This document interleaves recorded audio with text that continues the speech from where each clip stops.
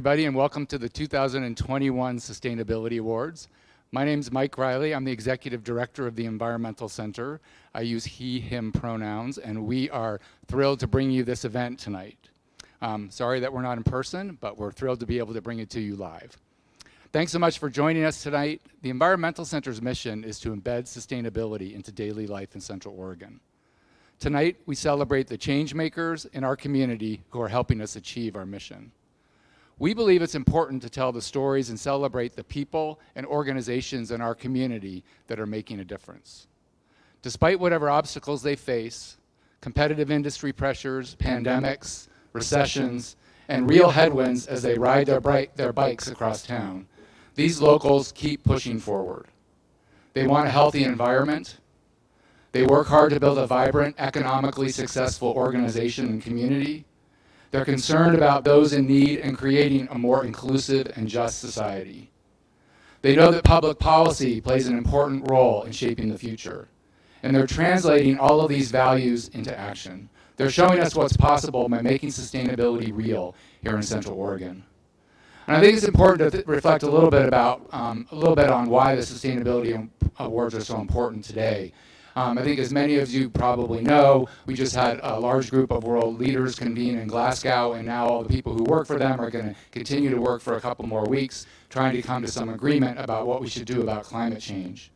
The science is telling us we have about 11 years left to really make a big difference. Otherwise, we face some of the worst possible outcomes and scenarios for climate change. So we think it's really important that we pay attention to the creative, innovative, and risk-taking individuals, businesses, government agencies, and nonprofits that are going to show us the way and actually get us to a future that's low carbon and resilient. Our work today is also the foundation for the youth to build on for tomorrow, and we're excited that tonight, as a new part of this event, we're going to hear from some youth in our community about their vision on the future of sustainability. So before we get started, just a quick overview of tonight's event. I'm going to do a few thank yous right here to get us started. We're going to then transition to the youth panel discussion, and then finally we're going to give out the awards, and you're going to get to see the beautiful awards that we have for this year's event. We are going to take a brief intermission after the youth panel as well. So the first couple of thank yous. First, to our sponsors. Our lead sponsor this year is Strictly Organic Coffee Company. They've been serving great coffee in Central Oregon for 25 years or so. I feel like I've grown up with them here in Central Oregon as one of my go-to places and one of my go-to sustainable businesses. Our other sponsors include Cascade Financial Strategies and OSU Cascades, as well as Capstone CPAs, Central Oregon Radiology, the City of Bend, Central Oregon Association of Realtors, the Energy Trust of Oregon, and Miller Lumber. And then our media sponsors this year include The Source Weekly, Bend Radio Group 92.9 FM, Cascade Business News, and The Bulletin. The other thank you I want to make tonight is to two important staff members who've made this event happen. In particular, Priscilla Calleros. This is the first time that she's actually finally done a Sustainability Awards for us, and she's done a great job pulling it off and helping us pivot to this whole new way of doing things. And then Lauren Williams has been her right-hand woman, supporting her in the background as well. So we're going to transition now to the youth panel. Like I said, we're very excited to have this new addition to our event this year. A panel of local youth are going to talk to us about their vision for the future of sustainability. There's so much work to be done to create a just future that is good for people and the planet. And we think today's youth will be essential to helping us get there, as they are tomorrow's leaders. So really excited to listen to them, and learn from them tonight. The panel is going to be moderated by Ben Ward. Ben is a student at OSU Cascades in the Natural Resources Department. He currently works as a seasonal field biologist, specializing in avian and bat surveys. Ben has worked as an environmental consultant and outdoor educator at projects and locations across the country. Ben enjoys connecting with people and the landscape and contemplating our ecological paradigm. You can find him angling, climbing, birding, or sitting on a rock writing a poem. So I'm going to turn it over to you, Ben, to run the youth panel, and thanks to you and all the youth for being here tonight. All right, thank you, Mike. It's a pleasure to be here with each of our wonderful young panelists. And before we introduce them, we'll just cover a couple housekeeping items. we'll spend about 45 minutes getting to know them and how they view issues in the future of sustainability. We'll have about 15 minutes, 10-15 minutes for a Q&A session. So if you have questions, you viewers out there who are watching on YouTube, you can leave comments in the comment bar, and we'll make sure to get those questions and answer those as best we can. And after that, we'll hear a final hear some final thoughts from each one of our panelists, and then we'll break for intermission. So, without further ado, we'll get started here introducing each one of these people. And Ella, you're first. Hi, my name is Ella Hayden. I use she, her, and they, them pronouns. What got me interested in sustainability is I've just grown up feeling the urgency. I think it's really important to do your individual part and do your part as a collective. And I'm excited to have a discussion tonight. My name is Olive Nye. I use she, her pronouns. I'm 17 and I'm a junior at Bend High School. I first started learning about sustainability actually in my middle school science class. And then from there, I joined my middle school green team and started becoming involved in activism and advocacy work. So kind of started from me, from being informed and being educated in school about these issues. And then I kind of formed passion out of that education.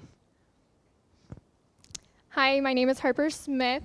I recently graduated high school this past spring, and what got me into sustainability was really, I was born and raised here in Bend. I'm a unicorn, I know, and I feel like we have a huge culture here, acknowledging the land we live on and preserving it.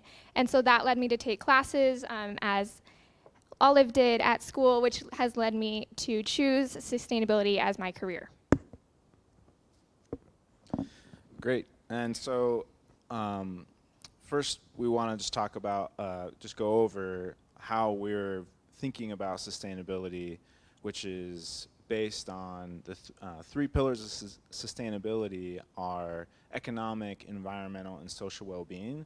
So throughout our discussion, we're going to try to make sure and highlight and give equal footing to each one of those pillars. And so often the environmental aspects of our culture and society get brought up, but that's just one part of a holistic view of sustainability in our culture and society.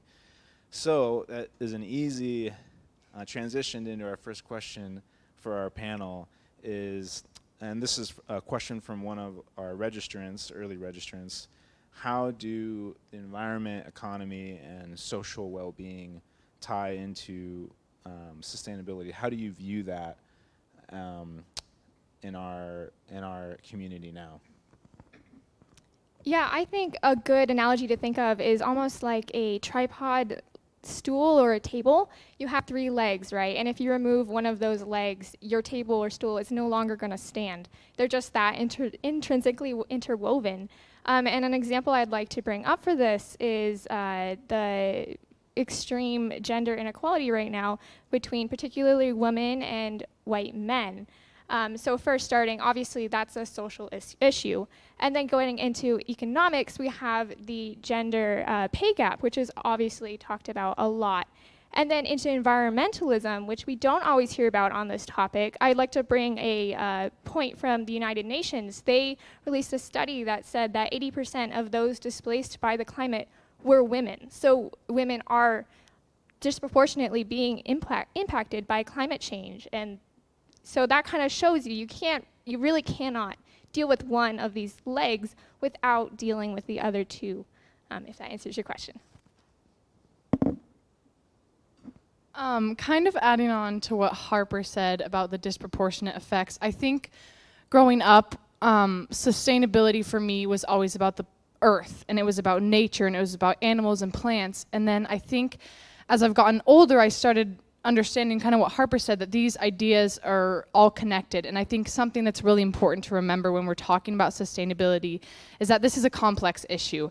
There is not one solution, and the solutions that we have are not going to work for everyone. And I think it's important that we look at each group and how they are affected by climate change and other environmental issues, and then from there find the best solutions. And we know that climate change disproportionately affects different communities, different races, different ethnicities, and I think it's very important to consider social justice and racial justice when we're also looking at climate justice, because these issues all connect. Yeah, and I think you know what the whole view of tonight is sustainable businesses here in Bend, and all three of those pillars have a lot to do with not only the businesses but with the consumers, and what it means to shop sustainably, what it means to have a sustainable business is not only affecting the environment, but you know, who are you providing those products to, who's buying the products, and that's all tying into the economy. And Harper, kind of going off of what you said, how, in regard to reaching out to those who are left out of the equation, how might each of you consider reaching out to those who are without? One thing I think is really important is giving a platform to those voices that are underrepresented. I think often the voices around sustainability and what we should do for the environment kind of come from those majority voices, and those people that are prevalent and are speaking about it may not be the ones that are actually affected by it. And so I think it's important that those people of the majority are giving platforms and letting those people of minority have a voice and be able to explain, you know, their fears about the climate and what's happening to them and how it's going to affect them, and then what solution works best for them. Because like I mentioned before, it's going to be different for everyone. It looks different for every person, every region, and I think it's important that we consider, you know, the specification in each aspect of this and approach it what's best for those different groups. Yeah, and then adding on to that, I also feel like there is a universal topic that can be applied to all different demographics, and that is education. I was asking myself when I was preparing for this panel, why aren't sustainability and environmental sciences classes on the same level as, say, math or biology? If this is the crisis that we're facing with very few years, we need to have that at a similar importance in our schools, because that's how all of us got our start, and that's why all of us are on this panel today. So we really need to be pushing that we're educating everyone on the importance of climate and sustainability on the social and economic levels. Yeah, and I think going off of education is they need to be put at a similar level of importance, and also just brought into our everyday lives and incorporating it into, you know, all kinds of classes in schools from a very young age, because it can be tied into everything, and even in our day-to-day conversations, because sustainability is something that should be accessible to everyone. It should be just their part of our everyday lives, and it needs to be talked about. So I think the more accessible we can make it is better. One thing I want to add on to what Ella just said, in preparing for this panel, we kind of talked about, you know, how sustainable goods tend to be more expensive and they're harder to access, and how a lot of people, it's kind of a privilege for people to worry about sustainability, right? If you have the money and you have the time to shop sustainably, to live more sustainably. So I think one of the things we need to look at is making those things, like Ella said, more accessible and more efficient and cheaper for those people who don't have the privilege of worrying about it and don't, you know, have the money to go buy a sustainable product. We have to find ways to make those products cheaper and more accessible to them, and basically make living sustainably more efficient for everyone. So on that note then, how would you propose compelling businesses or communities to make products, goods, and services more affordable for people who might not have had the access or know that that's something that's available to them? Yeah, like what Olive said, is it shouldn't have to be like a moral obligation that you're choosing to shop sustainably. It should be the easier choice because you care about what we're doing for sustainability. I think to make it more accessible, it needs to start at a corporate higher level, because a lot of the times, like what Olive is saying, is it's a privilege a lot of the times to make that choice, and it shouldn't have to be a choice. It should just be what we're doing. So I think it needs to start at a higher level, not just local and by the person. It needs to be a collective from higher up. Yeah, going off of what Ella said, we need to, as consumers, recognize our power. You know, I'm sure you've all have heard of voting with your dollar. What you spend money on, the companies are listening to that, and they recognize when you spend money and when they don't, because that's how their businesses, you know, continue to remain. So when we can choose what we're buying, when we do have those resources, to really make sure that we are making our voices heard in that way, it's a really powerful tool, and we've seen a lot of positive change come from it in the past. Kind of combining those two ideas, I think it's about systematic change, and I think it's about the infrastructure that we can create so it is easier and more accessible for people to live sustainably. But kind of like what Harper just mentioned, if corporate businesses aren't going to make that push on their own, and the higher ups are not going to make that push on their own, we have to find a way to pressure them and let them know that us as voters and voting with our dollar, we care about climate change, we care about these issues, and that is something we're going to be factoring into all of our decisions. And so I think, you know, if we can make our voices heard and put that pressure on those corporate businesses and, you know, the higher ups, I think that's something that's really important. Great. One of the registrant questions is, how are you as younger people thinking about this sustainability movement that we've been discussing? How are you thinking about that differently than people from an older generation or older generations? Again, preparing for this, one of the things we've kind of just been chatting about as a group is the difference in the sense of urgency with our generation. Kind of like what Mike introduced, this is a time issue for us, and it has become a lot more real for our generation. I think our parents and our grandparents, you know, climate change and its effects was more an idea of the future, whereas now we are being affected. Climate change is happening now. We are seeing the effects everywhere. And so I think it's just become a lot more real in our eyes. And I think that our generation has grasped that sense of urgency in a different way. And we've been very passionate about taking action because we want to have a future and we want to live in a sustainable world. And we understand that it is partly our responsibility to create that future for ourselves.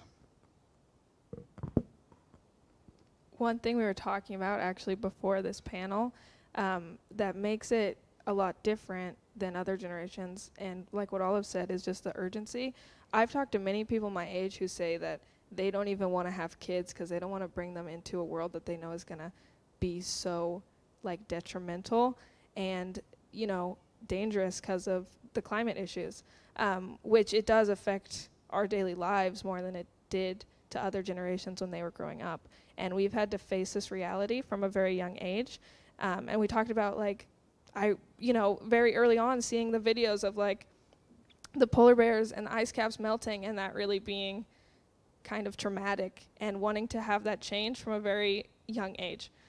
So I think just the way that we've grown up and the way that we see it, and we just want to make that change that other generations maybe didn't have that same urgency. Yeah, and another generational difference we should be considering is the technology.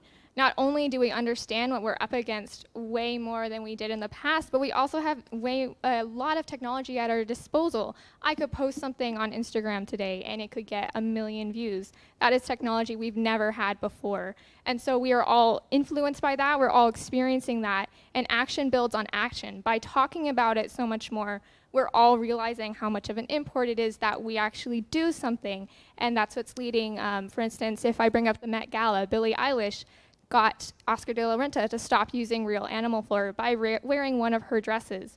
And I'm sure that social media had something to do with that. One more thing adding on to this idea about our generation, I think from a scientific perspective, we know more about climate change than we did when our parents were growing up, when our grandparents were growing up. We're more educated and we're more informed on the issue. I think we have a better understanding, and I think, like we kind of talked about learning about it in our classes, that education and what we've learned from science is just different. And I also think as a social issue, climate change has become more accepted to talk about, and our generation has kind of established this as a basis that this is something we want to talk about and we will talk about. And I think that change has been really impactful just as it's become more socially accepted among our generation and something that's become more factual for us rather than kind of a debate or something that was up in the air. We know that these effects are happening, and so we've decided to take action. Are there things that you have conversations, or what do some of those conversations look like with your peers when it comes to climate change or social issues or economic issues? Is there anything specific that comes to mind when you think about your conversations and how you want to move forward as a peer group? Yeah, I think a lot of my conversations have just been about empowering other people my age, and just providing examples about how they can, even though they're only 18 or 17 or 16, still be making a difference. For instance, as soon as you turn 18, you can start legally investing in the stock market. And with new technology and micro investing, you can start investing in green companies for only $1. And that is a huge component of economic sustainability that isn't talked about a lot. But in my conversations, I'm trying to bring to the forefront just how much one person can do. I think another thing, like with our generation, and when I talk to my peers, is we have so much information at our fingertips that we can find at any moment, just in our cell phones. So I think, like when we talk about change we want to see, it's so easy to educate ourselves about that change and find out how we can make a difference. And even the amount of resources to become involved in sustainability is like incredible. I know there's so many organizations locally, in Oregon, nationally, that you can get involved in as a youth to like make that change you want to see, whether that be with the climate or racial justice or anything. People are just connecting, and there's ways to do that. There's ways to create your own clubs or activities to see that change.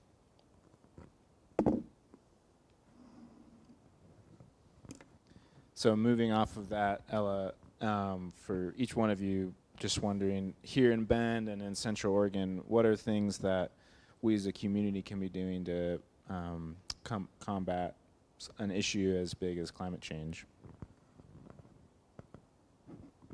One thing that comes to mind for me that is unique to Bend is how fast the city is growing. One of the fastest growing cities in the country, and I think it's really important that we consider what that's going to look like in the future. And I think that we, need to think about accommodating the moving population here and the immigration that's happening. And I think it's really important to think about how we can plan sustainably. And look at things like urban growth boundary and how we're transporting people, public transportation, how are people getting to where they need to be every day, and how do we make sure that every person here gets to where they need to be, because that's also an equity issue of making sure everybody has accessibility to that type of transportation. So I think planning for the future growth of Bend is something that we could do here in this city that could be really impactful, because if we can make a change in Bend, it can inspire other cities and states to do the same, and that equates to bigger change. This is one thing we talked about earlier a little bit with just how sustainability affects different groups. But I'm from Redmond, and the privilege and wealth level just between Bend and Redmond is astronomical. And I think when we talk about a community, we need to think about all the different populations and groups within that community, and talk about how different it is and how easy it is for some people to make those sustainable choices, or use public transportation or the public transportation options in different places. And there's a lot of big differences between Bend and Redmond, or even Prineville or Sisters, just those different groups. And I think we need to talk about a community on a bigger level than just in the town or your close group.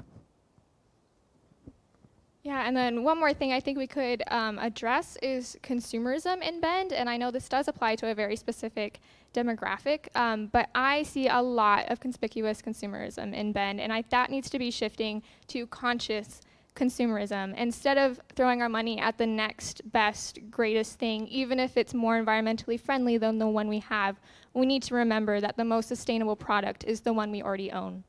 And so, like I said, voting with our dollar, telling the companies that we need more eco-friendly products, products that aren't made by someone who's paid horrible wages, and third, that are going to last a while.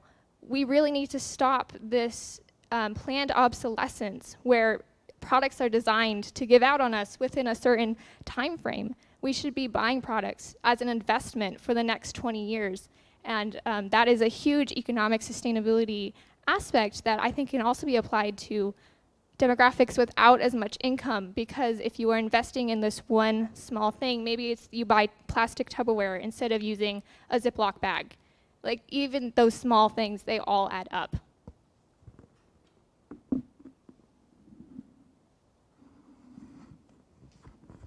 Great. So I want to pivot a little bit to talking about some of our communities that within Central Oregon and Deschutes County, we have a pretty different, depending on where you live, there might be a collective understanding of how things should go that is different. So, and that this was an issue that our panelists had described as being significant. So how do you view how would you suggest that we build bridges between those who have maybe disparate views from us, or make inroads into helping others see the value in pushing for a sustainable future? I think a big way to kind of bridge that gap and make connections with people is, like what I said earlier, is just bringing in the discussion of sustainability into every conversation. And it doesn't need to be this big thing where you feel like you're arguing with the other person about why aren't you doing these things, and you need to be doing these things to help our planet. It should just be a discussion where you can bring it up, talk about it, and make that other person realize, like, wow, there are some changes I could be making, and make connections to their own life, make it relatable, where they realize, you're right, there's a lot of stuff happening. Because a lot of times if we come at it where we feel like the other person's wrong automatically, that person's not going to want to have that discussion. So I think the biggest way to bridge those gaps is just make it relatable, talk about it in every way you can, just to normalize it. Kind of adding on, as a group, we've talked about the idea of imperfect activism, which is something some of you might be familiar with. But kind of what Ella said, the idea that it's not about putting down people for what they're not doing, but congratulating what they are doing and then helping them improve. And I also think it's important that we understand that sustainability needs to be something that can benefit every group, right? It can't just be the group that's passionate about it or the only ones working on it and the only ones benefiting. We have to find a way to make sustainability, equitable and beneficial for all groups of people. And I think we really have to meet in the middle. I think it can be hard, when you're trying to push your agenda and push your ideas, and then people end up backing away from that. So I think finding a way to work together in the middle, where both groups can share their ideas and then figure out what works. I think that's the best way to approach it, kind of that collaborative mindset, and then also, encouraging people to do what they can do instead of looking down on them for what they're not able to do. Yeah, adding right on to what Olive was talking about, no one is perfect, and we all have to just accept that and just know that even if all you do is sign up for the newsletter from your local environmental center, you are still making yourself open to that messaging, and that psychologically will change how you view things and how you act in the future. It will make you more sustainable. Yeah, one more thing onto that is just being aware is a huge first step, because as soon as you acknowledge that what's happening is happening, you're just going to start subconsciously making choices that are going to help you and the planet. It's just being aware socially, economically, and environmentally.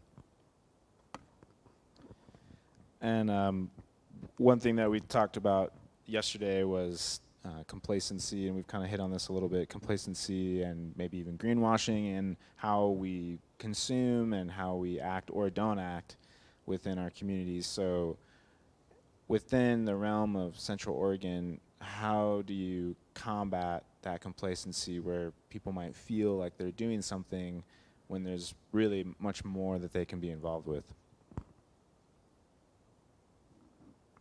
One thing about Bend, it's a very active community and a very outdoor-based community, and with that, I think there can be a lot of greenwashing phenomenons where it's like, oh, I go hiking and this is sustainable, right? And I think the most important part of that is education and informing yourself, because it's easy to put a green label on something and put a leaf on something and make it appear sustainable and do that with an action or an activity and say that one thing is sustainable.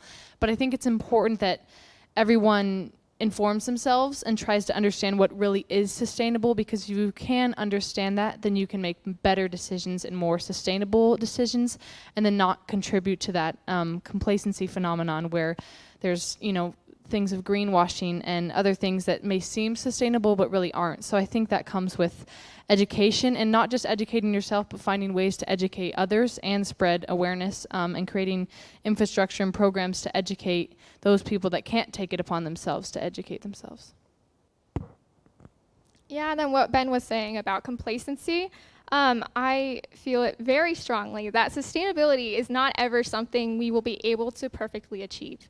It is always a goal that we will and should be working for, but we will never achieve perfection. It's akin to utopia, So no matter what you're doing, or no matter how much effort you're putting into sustainability, please recognize that you can always do more. Never be complacent in that, and always look for potential to better your lifestyle.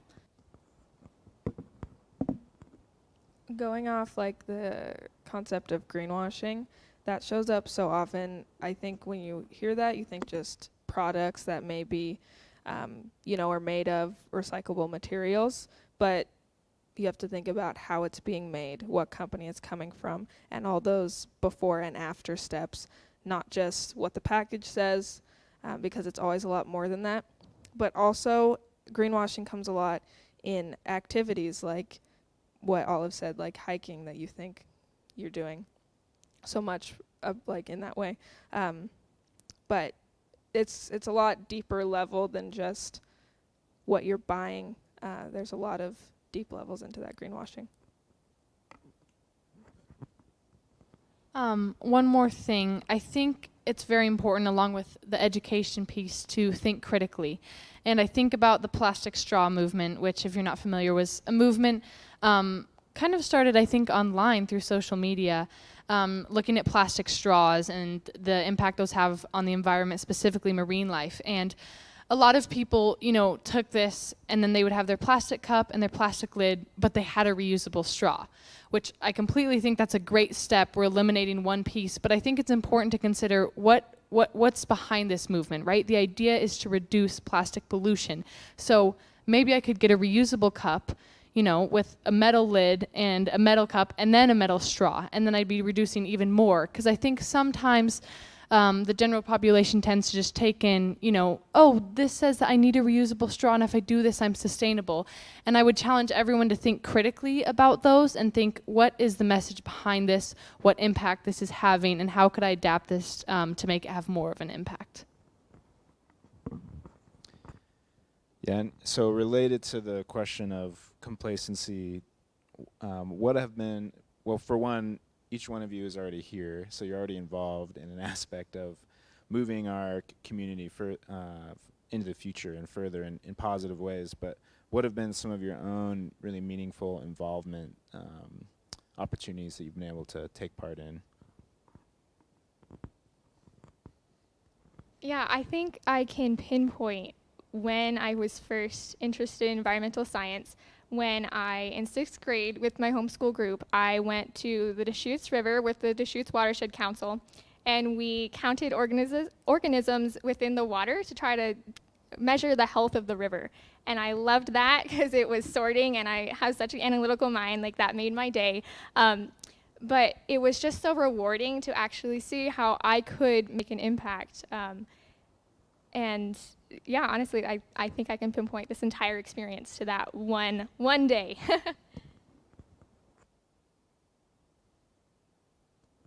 My kind of first experience with the advocacy piece of this was in middle school, and the green team there, we presented at city council talking about the plastic bag ban. And I remember staying outside, you know, in the hallway till 9, 10 at night as the council was going on.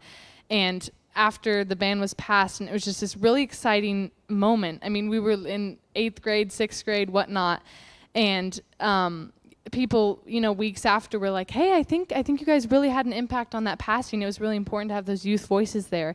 And that was so powerful to have that and see that you really could make a change. And it didn't take a ton of preparation, but we were really passionate about it, and I think that came through in what we did.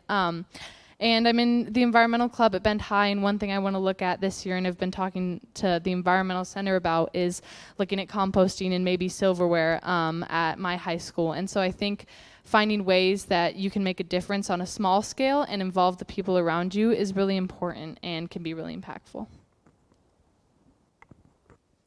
I haven't worked a lot with just, you know, projects or have a huge interest in a career in environmentalism at all, but I just, growing up, my parents always, you know, just showed me to pick up litter anytime you saw it. I was always using reusable water bottles, and it was just the way that I was raised, and I didn't really realize till I was older that that was just my small piece in sustainability, and how some people don't live like that. And I didn't even realize how many people just only drink out of plastic water bottles. I always used to like Hydro Flask. I didn't even know that was a thing.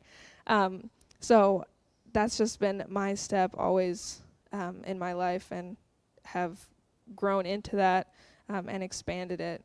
Yeah. This is a question from one of the registrants. What changes do you think your family or yourself would be willing to make to reduce your carbon footprint? Curveball. Didn't talk about it yesterday. This is more something I want to do in my household, and I've had little projects before. I got out a piece of art paper and was like, okay, our waste program or our water program.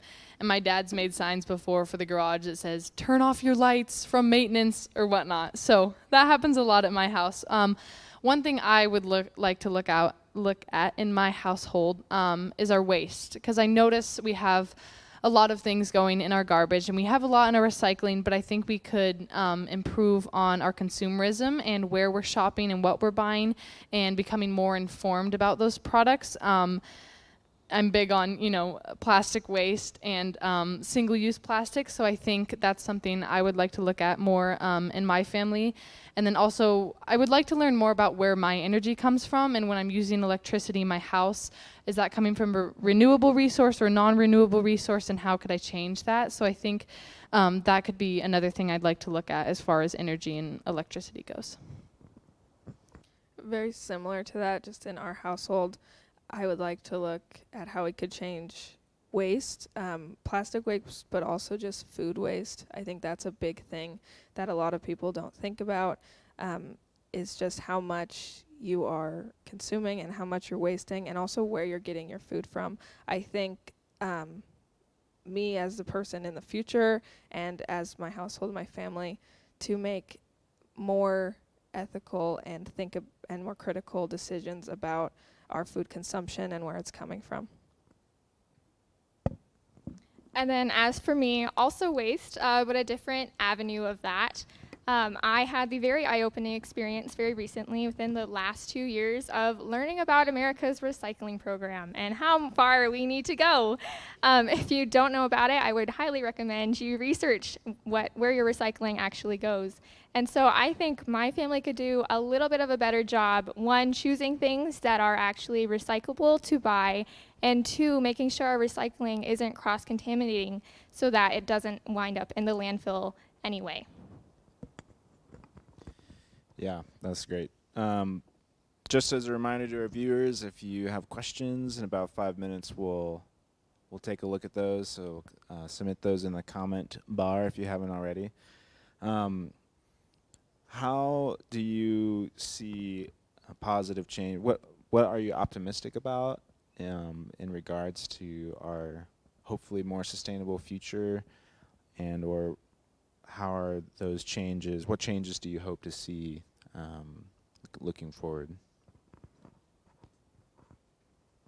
We've touched on this, but as time moves on, our technology and our science just keeps getting better.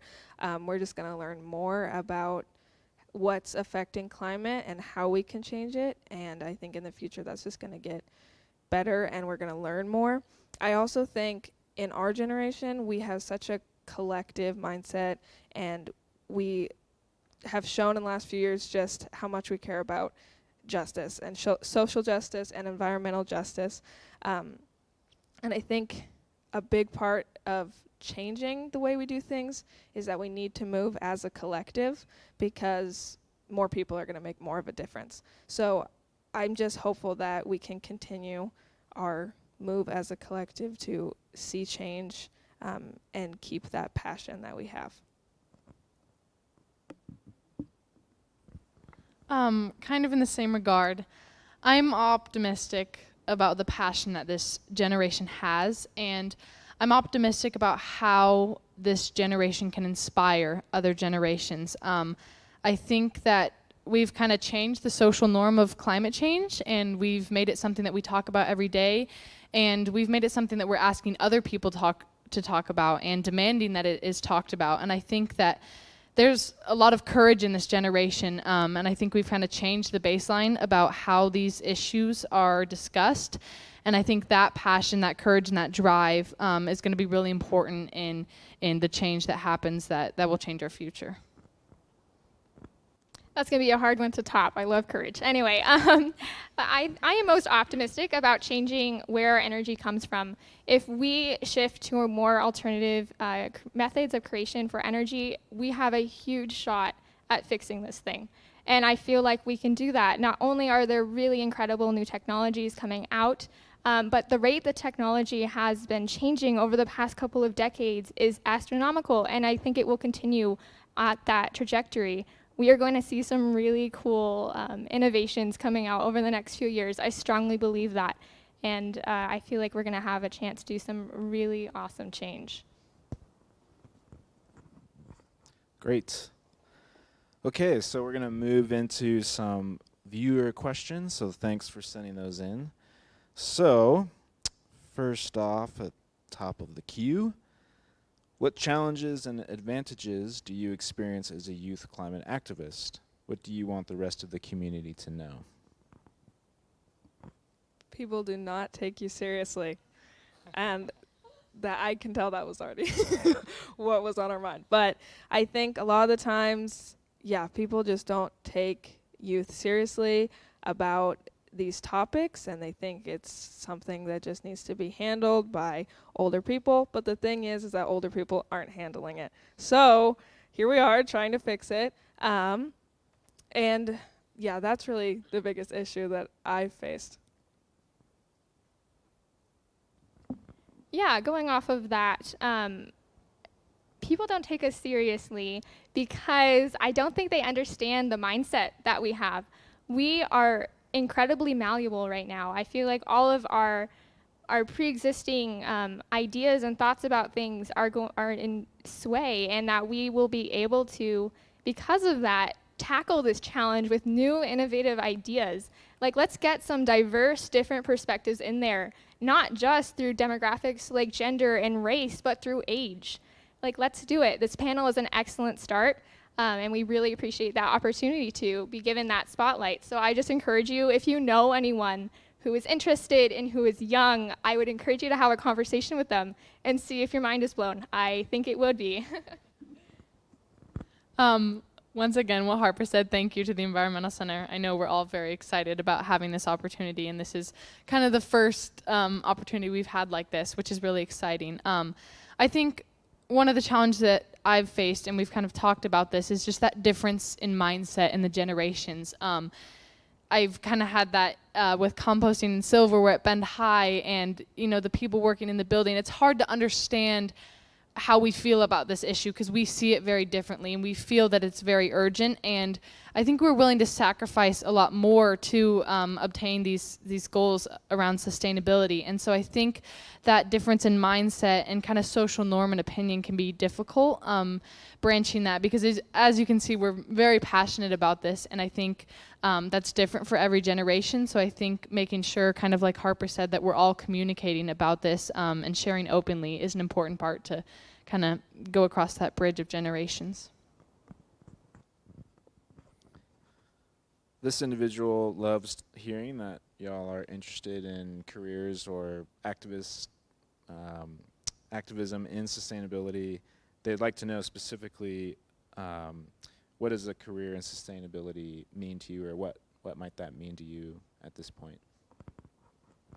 Yeah, so right now, if I didn't mention before, I'm taking a gap year due to the state of the world, and I have decided recently that I would like to pursue a major in sustainability, particularly, and on the pre-law track, because I really want to tackle this social element of this. Like I said before, all three of these pillars, the economic, the social, and the environmental, it's all intertwined. So you really cannot attack one without attacking the others. So for me, that looks like addressing every single issue in that change, and I think a career in law is the best way to do that. I'm going to label myself undecided. I would also like to pursue some form of environmental science or environmental studies when I graduate high school. Growing up, I've always loved the ocean, so part of me is split towards more of a field idea and looking at marine biology and the impacts I can make there.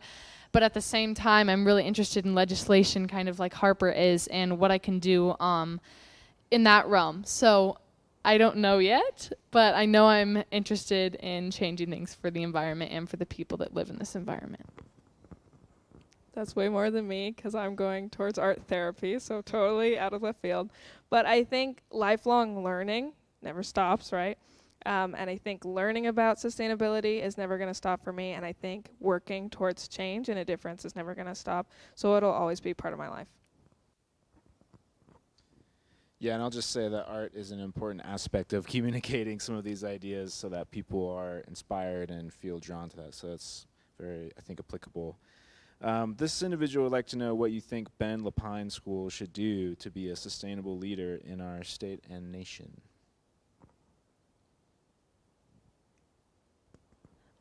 One thing that I think we've already discussed was that we have science classes that cover sustainability, and we have classes based on sustainability, but I've heard Harper say this before, is finding ways that we can mix that into the other classes. I typically feel like at school, there's the main school priorities, and then sustainability is a separate issue, but I think it's important to see the connection and say, okay, we're having this event, how can we make this event more sustainable? We're gonna start this program, how can we make this program more sustainable? So I think it's important to consider sustainability in every aspect of what we're doing at school, and I don't think those things should be separate. I think we should find a way to connect those and then make the things that we need to do at school and want to do at school more sustainable.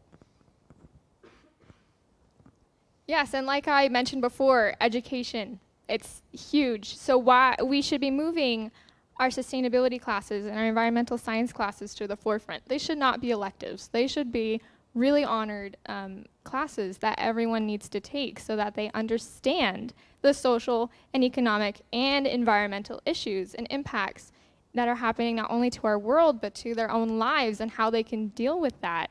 And then not only that, but adding, like Olive said, interdisciplinary subjects to that so that there's more to pursue. Have electives that if you are really interested in this, you can go forward. I was lucky enough to be able to take classes at CUCC to really pinpoint that sustainability, not just environmental science, is the career I want to go into. So having those opportunities accessible to everyone is really just going to be key, and I urge Ben Lapine schools to see what they can do about that. I did not go to school here, and I have not, so I can't really speak on this, but I just want to say, like, the school that I did go to didn't have any kind of environmental classes close to what Ben Lapine schools have. So school districts and local levels are places that we can see change and we can make significant change. And it's a lot more accessible than trying to make corporate change like that. So there's definitely things that if you have something you're passionate about and you want to see in the schools, talk to your school boards, talk to your school districts, and see what change can be made.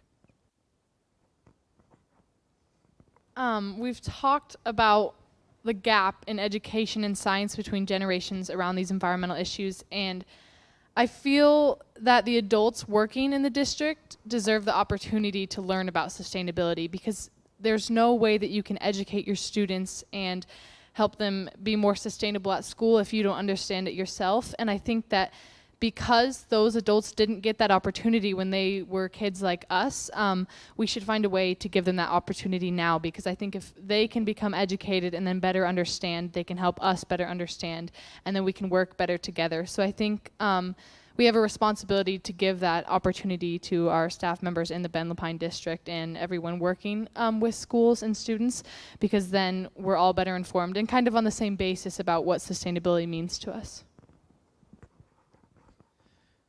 We talked about this a little bit yesterday, but this viewer would like to know, what do you see as the biggest policy or legislative change that you would want political leaders to make?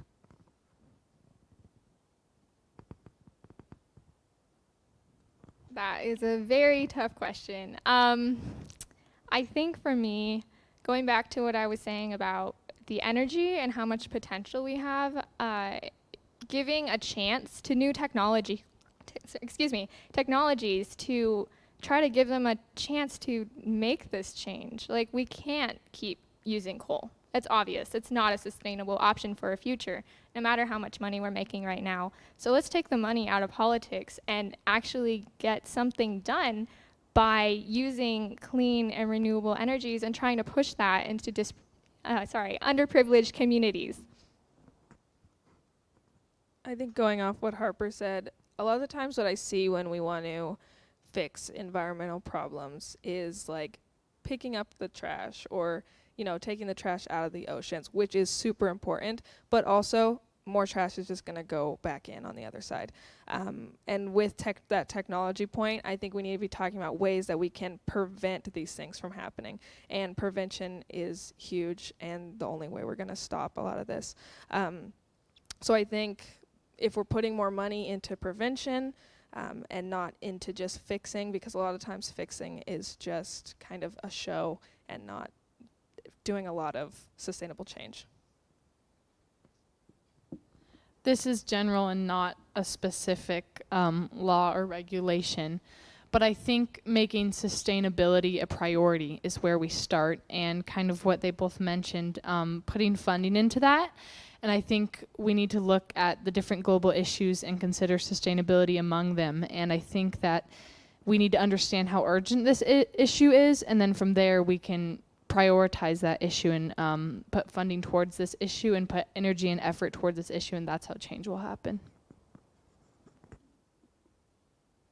Yeah, and a really quick thought to tack on to the end of that, we need to recognize that a lot of the solutions that are being given to us right now are really superficial. They are just scratching the surface and aren't actually changing our way of life. They are only trying to let us continue to live the way we are and fix our past mistakes. We need to be dealing with the base problem and actually change the way we're living and our mindset.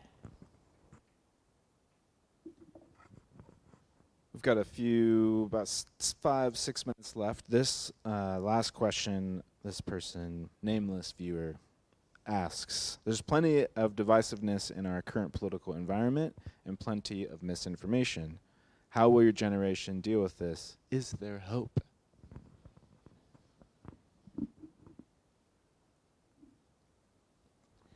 We have to have hope.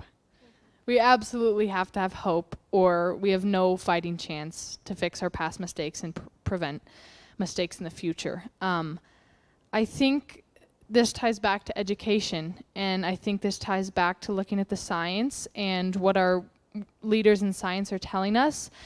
And I think with that, it's important to consider everyone's perspective. And not face it as one group versus the other, but how we can learn together and how we can create solutions together. So I think it's about education and collaboration. Yeah, I think a big point in misinformation is that the information is still coming in. There are hard facts, but we're still learning more and more every day. So I think if the more people that get involved, the more that they're just going to be actively learning and not just taking what they're seeing at face value. They're going to want to dive into it, learn more about it, and yeah, hope is a big thing. The more that we stay active and passionate about it, the bigger changes we're going to see. And then to deal with your divisiveness point, we really need to be getting a more diverse perspective on all of these issues. And by doing that, we're going to have an extreme environmentalist and an extreme non-environmentalist and every single person in the center, so that you will always be able to relate to someone else who's talking in the room. And that's going to be really huge if we were going to try to tackle any of these problems. If we just need people who can work across partisan and ideological lines, and diversity is really going to be the way that we fix that. Great. Well, thank you again to all three of you for contributing and participating, and just want to give you, with the few minutes we have left, a chance to communicate one last thing that you would really like to drive home to our viewers out there. I have mentioned this before. Climate change is an emergency, and we are not talking about effects in the future or solutions in the future. We are seeing the effects now, and we need to start looking for solutions now. And I would encourage all of you to start considering this and think about what we are looking at as a timeline and what needs to happen in that time to make the change so that we can protect our future generations. So I think it's very important to consider that this and these environmental issues are emergencies. And I also think it's important to consider the intersection of social justice and racial justice, and how this issue is a complex issue and not just about the earth and nature, but about how it affects people and our economy. And I think we need to consider the different aspects of sustainability and how we can attack each of those aspects to find the best solution for everyone. The biggest thing I would just like for viewers to take home is that any step, even the smallest step, is a huge step in our collective goal of sustainability. And I think a lot of people are afraid of taking those steps and getting involved because they feel like they're too old or out of touch. Just any step, you are joining the collective and you are taking an active part in our collective goal. The only way we're going to reach our end goal is working together, and the fact that you are even remotely interested means that you're just going to start making those subconscious choices to better yourself and each other.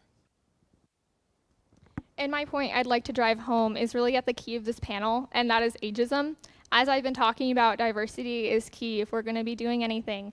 And we need to recognize that differences are not negative, they are necessary. And they are necessary to each of us to change our own perspective towards the better of the collective. So give younger people the chance to speak. Even if we don't have as much experience as everyone else does, we have an immense amount of potential and a completely different viewpoint than anyone else does as a generation, and that needs to be honored. All right, wonderful responses from all of you, and we are going to break for intermission. Thank you again to all of our commenters, both before the event and during our live stream video chat. So yeah, let's break for intermission.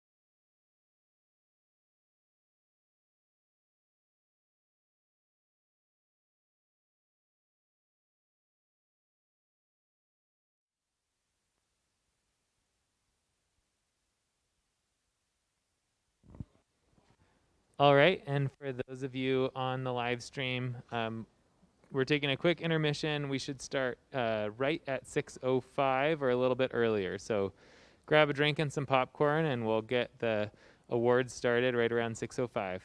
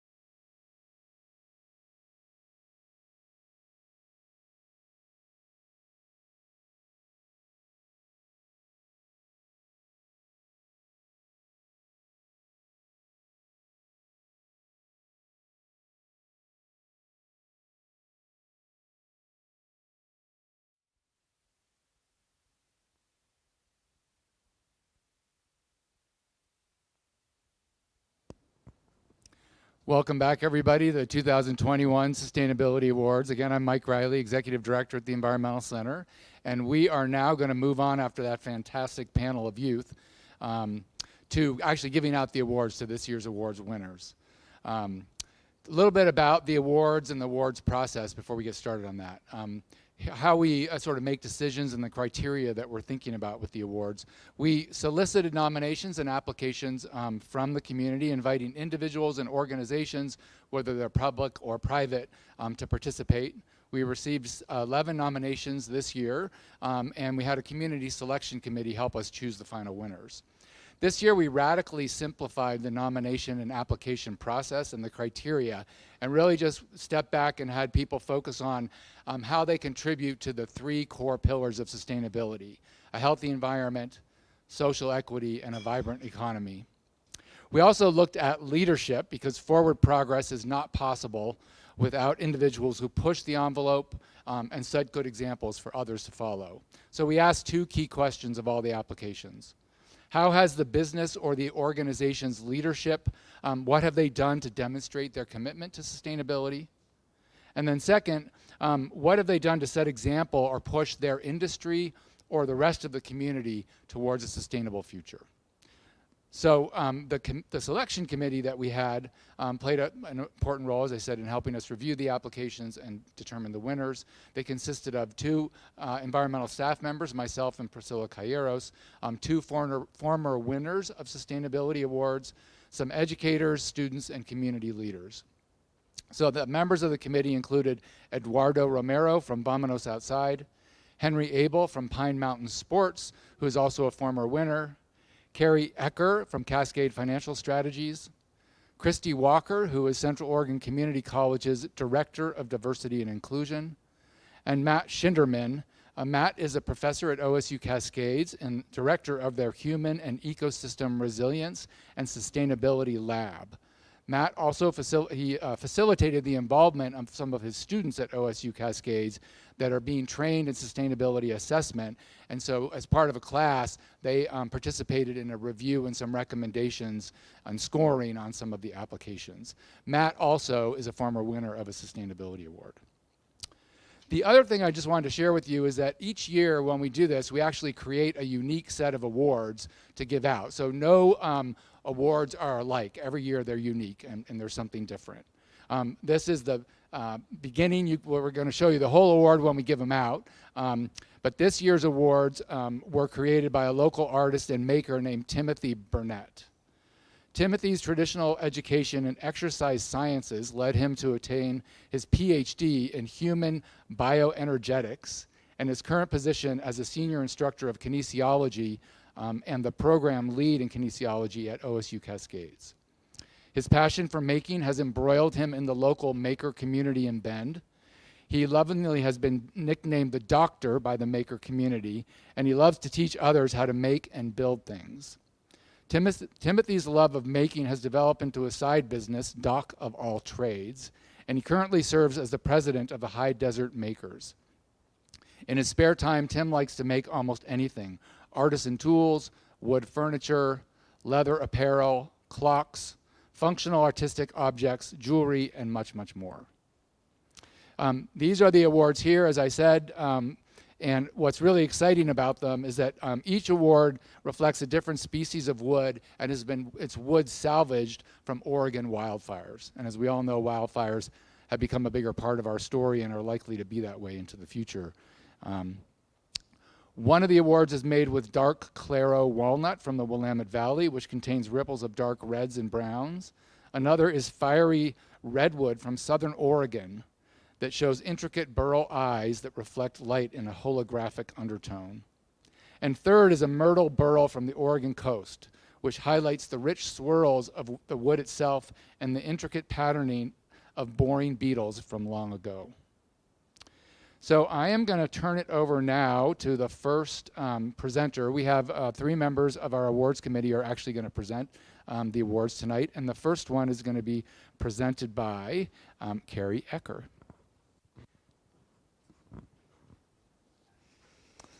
Hello. The first award tonight goes to Well Rooted Farms. Well-Rooted Farms is a family-owned business owned here locally in Tumalo that grows local food for our community of Central Oregon. They grow organic vegetables, pasture-raised eggs, and meat. They use practices that contribute to having the most nutritious food we could eat, including regenerative agriculture, no-till planting, and organic practices. They have a U-Pick vegetable garden located in Tumalo that allows people to harvest their own vegetables. They also have a solar-powered veggie shed by Ridgeview High School, which they stock daily with the produce they grow. They are demonstrating leadership, and they're having an impact and a ripple effect in our larger community that's bigger than themselves. They're engaging a business model that allows community to connect to food. Their work is commendable, as farming is so difficult in this region and requires so much work. Please join me in congratulating Frank Miracle of Well-Rooted Farms.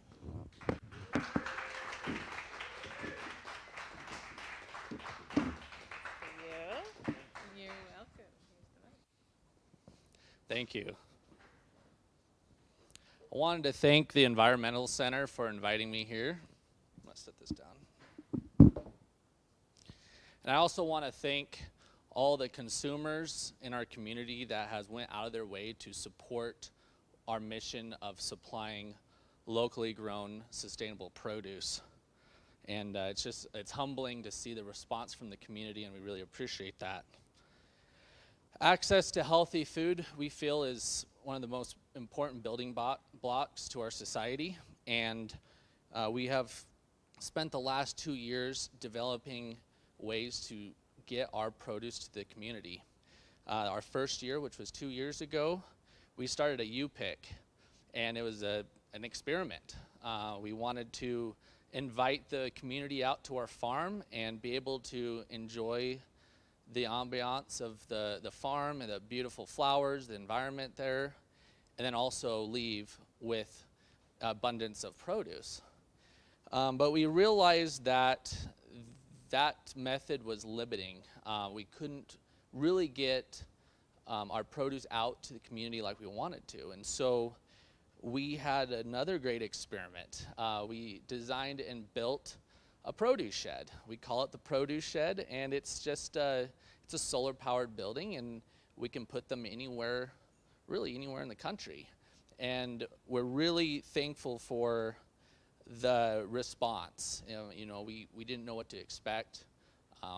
You know, it's honor system. People can access food whenever they want, and there's no policing. There's no one managing it.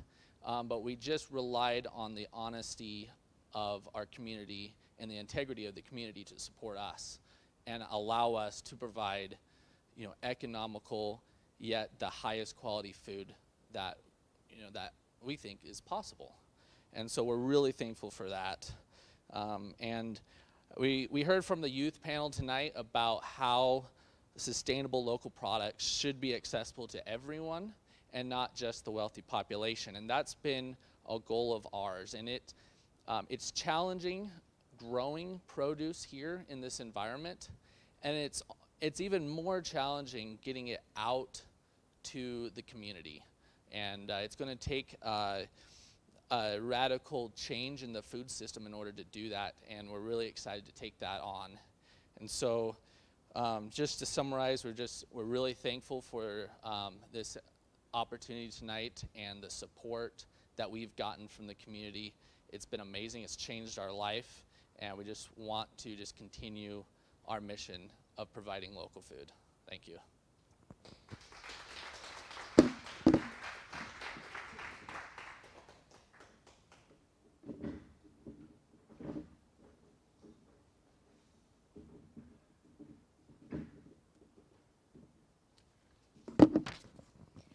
Hello, everybody. I'm Christy Walker. My pronouns are she, her, and Aya, and I am the Director of Diversity and Inclusion for Central Oregon Community College. And I just want to give a quick shout out to the youth panel. That was amazing, really inspiring, and just filled me with a lot of hope, and I just couldn't help it to repeat that, so thank you. I'm really honored to be a part of this, this process, and I'm really excited to be giving the next award to Core Community Land Trust. The Core Community Land Trust is a nonprofit that creates sustainable, affordable home ownership communities for Central Oregon's workforce. They are providing a critical need and doing it sustainably. The Community Land Trust model enables families who have previously been excluded from home ownership, which historically include communities that have been marginalized, the opportunity to purchase a home at an affordable price, build equity and generational wealth.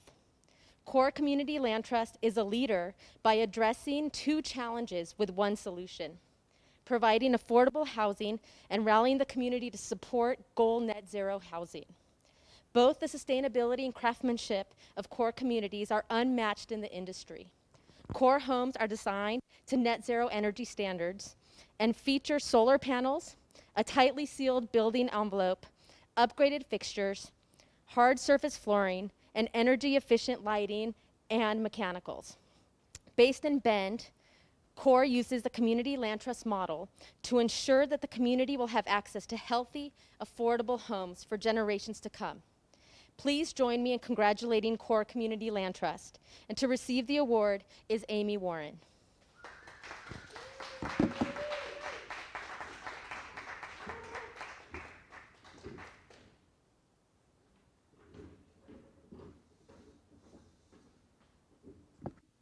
Hi, I'm Amy Warren, Core's co-founder, and I have been coveting one of these awards for well over 10 years now, so it's pretty exciting to be up here. Fast forward just a little bit, in 2014 when we founded Core, I got reached out to from Mike Riley, and he wanted to have lunch, and I just thought he wanted to kind of hear out what we were doing, and after we met, he said, hey, the Environmental Center would like to partner with Core as your fiscal sponsor until you get your nonprofit status. It took us a whole year to get nonprofit status, and generally you can't accept donations during that time. But because of the Environmental Center's partnership, we were able to get some donations and some money in our bank to get off the ground before we received that status. Fast forward again to 2021, and this year we put our first 5 households into homes, net zero energy homes, and this month we'll be breaking ground on our next 5 net zero energy homes, which is pretty exciting. Core was formed to provide not only environmentally friendly but affordable homeownership opportunities to those who contribute to the fabric of the area, community, and economy. Often that's our workforce, folks who live and work here but can't afford to buy a home.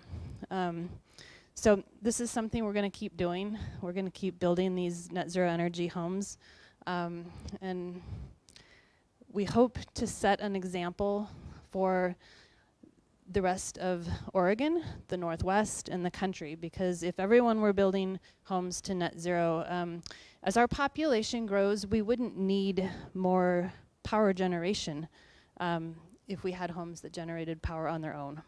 Thank you.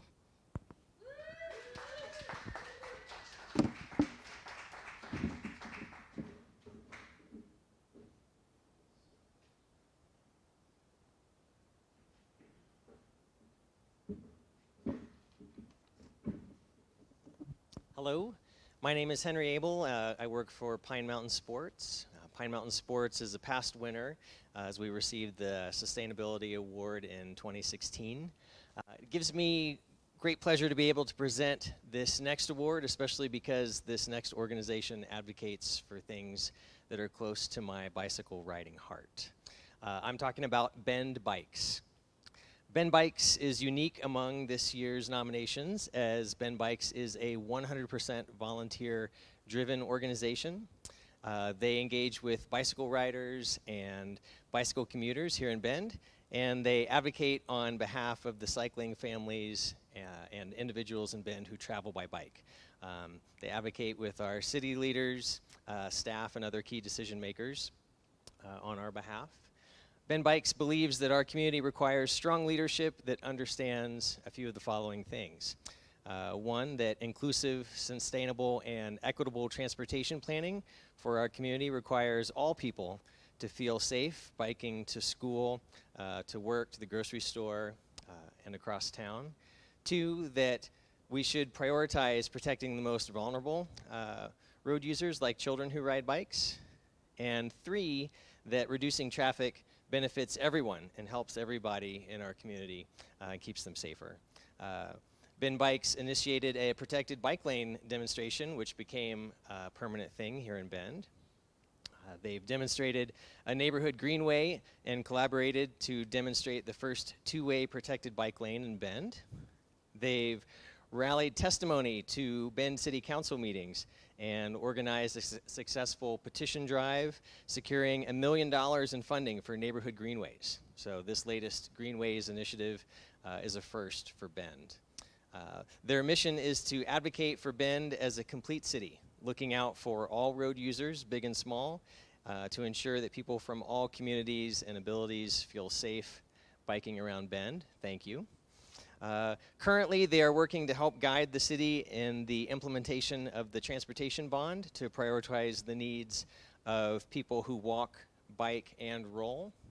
I think we can agree that the name of their organization pretty much says it all. Please join me in congratulating Leanne and Elisa of Bend Bikes.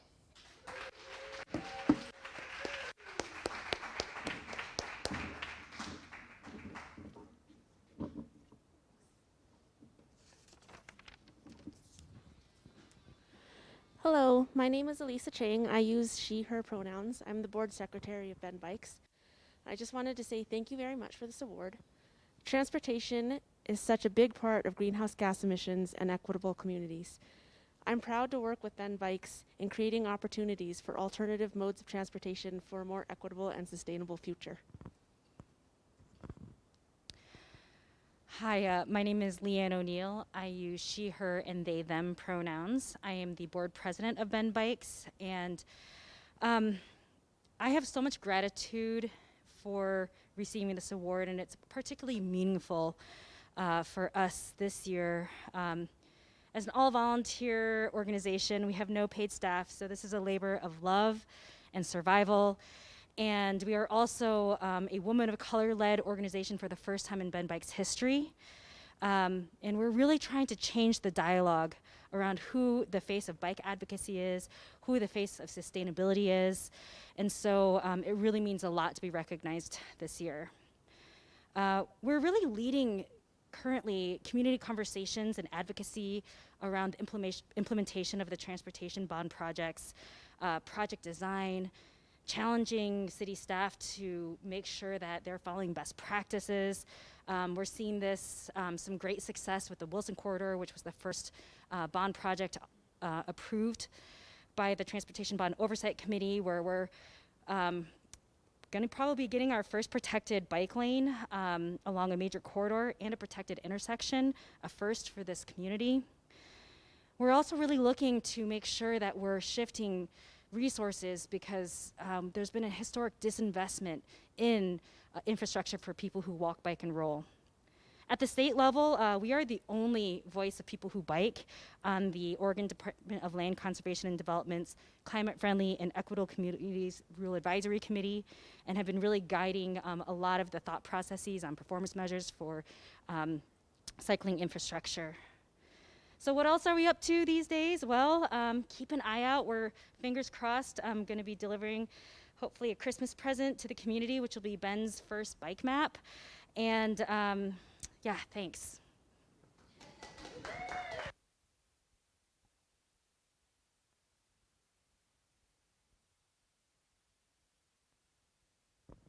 Okay, so how about one more round of applause here in the room, but also at home. You can applaud, please. So I just want to do a final thank you to everybody for being with us tonight. A final thank you to our sponsors, especially Strictly Organic Coffee Company, Cascade Financial Strategies, and OSU Cascades. Thanks to Timothy Burnett, the doc of all trades, for designing this year's really cool awards. And a really big thank you to all our nominees and winners for their hard work to create a sustainable future for people and the planet. And how about those youth climate activists? Way to go. I hope these awards and stories that you've heard tonight leave you inspired to go out and do your part to make sustainability real in your life, at home, at work, and in our community. A recording of this celebration will be available on the Environmental Center's YouTube page, so please share it widely, and via our Facebook page you'll be able to share that post as well. You can learn a lot more about this year's winners at envirocenter.org. Thanks again for joining us, everybody, and have a great rest of your evening.